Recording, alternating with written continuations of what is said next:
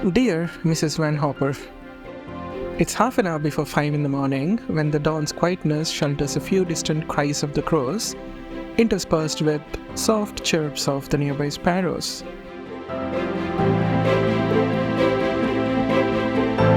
I see a thin blanket of soft light that casts a faint grey shadow of the cupboard, right behind which is a rhythmic beat of dripping water. I hear the never-stopping chatter of a tall rectangular food machine as another jewel-like dot of water leaps down onto the marble floor to its dramatic death. And a few erratic thoughts keep tugging at my sleeve, uncontrollable like a child with an ill temper.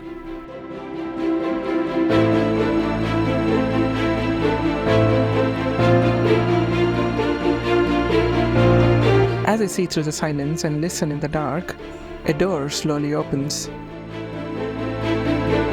It is almost 5 now as I get onto my feet and my hands find the stack of pages stitched into a book with a cover I love, and my eyes resume from where they left off.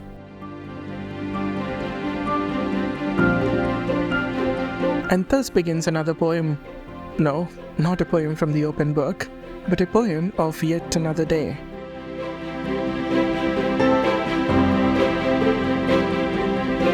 Each day is an unwritten poem. The passing moments, its verses, the unfiltered observations, its metaphors, the quiet thoughts, its tune and rhyme, the seen and forgotten strangers, its characters, the switching emotions, its ever-changing title, and the musing mind, its anonymous poet. It's 5:30 now, dear Mrs. Van Hopper, and the day has pulled its blanket off, revealing the light on the other side of curtains, where the world is getting ready, and more of the day's poetry is waiting to be unwrapped and written. I continue with the book, and as the innocent pages accompany me to the places they describe, the glowing light pierces through the window, hits the stubborn curtain, and collapses onto the floor, into a puddle of morning light. Before I end this letter, dear Mrs. Van Hopper, I want to tell you this. Any slices of romanticism in the matters are mere coincidences. Any traces of beauty in the language are pure accidents.